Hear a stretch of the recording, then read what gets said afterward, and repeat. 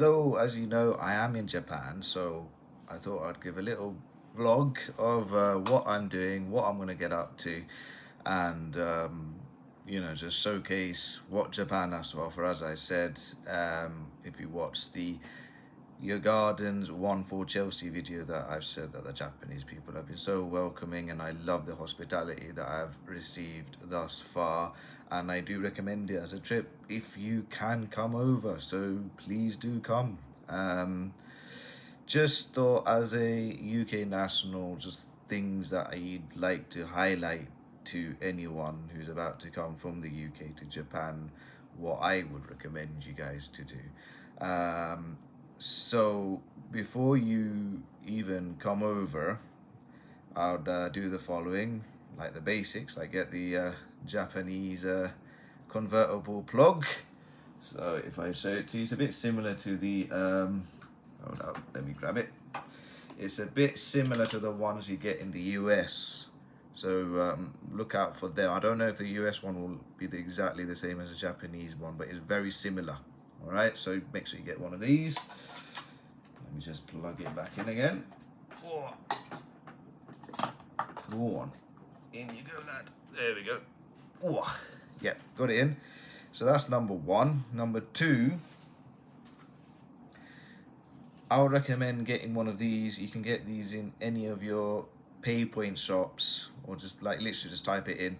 So it's basically a international driver's permit. Okay, they cost about £5 or £6. You'll need your passport size photo, your driver's license, and obviously £5 to £6. They'll do it to you. They'll literally make it for you on the spot. Just tell them that you're going to Japan.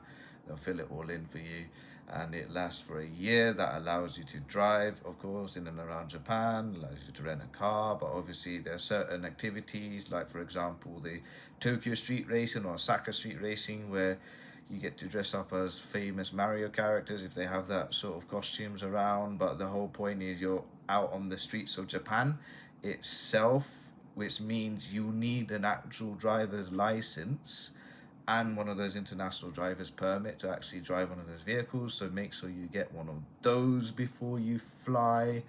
And of course, online, you may want to consider this website.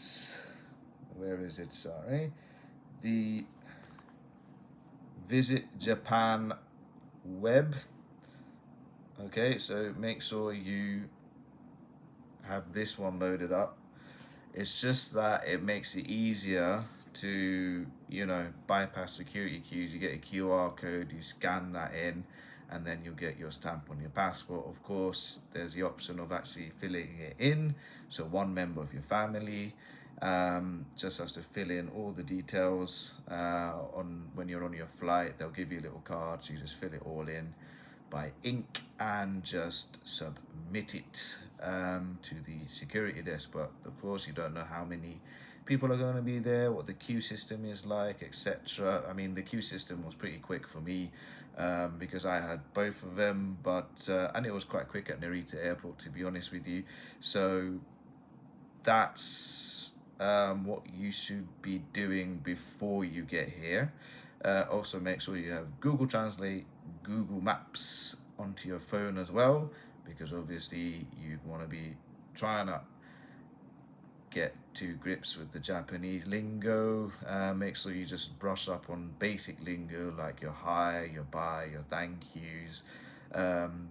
Obviously there's a few other sort of different bits and bobs, like when you take your first bite of a food, there's a phrase that you say just before you take your first bite to say thank you for the food, and there's also another phrase you say to say thank you for giving me the food.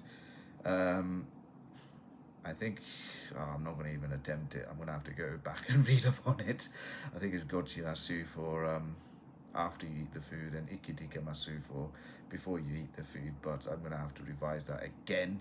So yeah, just brush up on bits and bobs. But the Japanese people, they're very understanding, and they get very happy that you're attempting the Japanese language as it is, so they'll forgive you for kind of make an abomination of an attempt to speak in their language, but at least they get happy for you trying. That's the most important part. So do try and learn the language. It's quite nice. What else? What else? Now, depending on where you're landing, if you're landing in Gamba, Osaka, you might need something else. It's called the ICOCO card. But if you're landing in Tokyo, I would recommend, not I would recommend, you do need one of these, a SUICA card. Now this is your travel card. It allows you to travel on buses, trams and the metro. But it also allows you to purchase things in shops, like you can pay for a Mackey's meal, you can pay for for anything inside those 24/7 Kmarts and things like that. Mate, that card sorts you the fuck out. So as soon as you land, you want to make sure you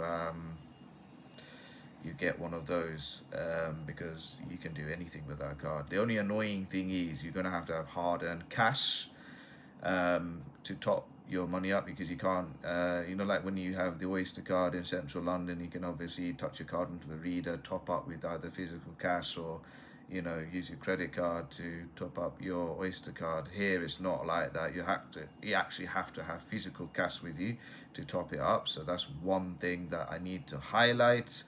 And what else am I missing? Oh yeah, as soon as you land, you'll need some data. Now you can get eSIMs, but they don't have the Japanese number. For you to have a Japanese number, you're gonna actually have to have a residence permit or be a Japanese citizen. So I'm guessing a lot of us don't have that. So you're gonna get an eSIM with data, with internet data, but not a Japanese number. If you want a Japanese number, I think there's a company called Mobal. So you can download that as soon as you land in any of the Japanese airports, and then get the eSIM in which you can obtain a Japanese number, and you go to, if it's Narita, there's the FedEx counter. So you go there, you show them the code or whatever it is that you've purchased from Mobal. That's Mobal. Okay. They'll give you all the instructions. You pay for it. I mean, you download it, follow the instructions, and there you have your Japanese number and your Japanese sort of QR code. Well, not QR code. I'm talking about Japanese data and your Japanese number. So there you are, sorted for that. I mean, it helps when you're obviously calling, random Japanese numbers or bookings, etc. So please do consider that. In terms of this whole JR railway passes, that's useful if you are going to be regularly making cross-country trips across Japan. If you're going to be in a designated spot for a long time, like I'm going to be in Tokyo for quite some time before I go to Osaka and Kyoto, there's no point. You're better off just buying single-handed Shinkansen or bullet train tickets. It's fairly easy to use on the machine. In order to get cash from a machine, you're gonna have to go to one of those, those 24/7 marts, those little 7-Eleven marts, and look for an ATM machine which says foreign cards accepted, because most of the machines in and around the metro station, they only accept Japanese card because you need a passbook. So obviously we don't have passbooks because we're not native to the country. So you're going to have to look for a foreign ATM machine to get your withdrawals out. That's it for what I have to say. Obviously some places accept cards, some places accept cash. You're going to have to look out for that. But overall it's a fairly sort of easy-ish sort of system to get to grips with.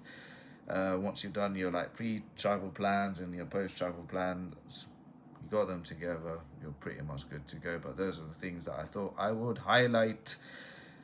I'll share with you with whatever I can. So I'm going to enjoy my Japan trip.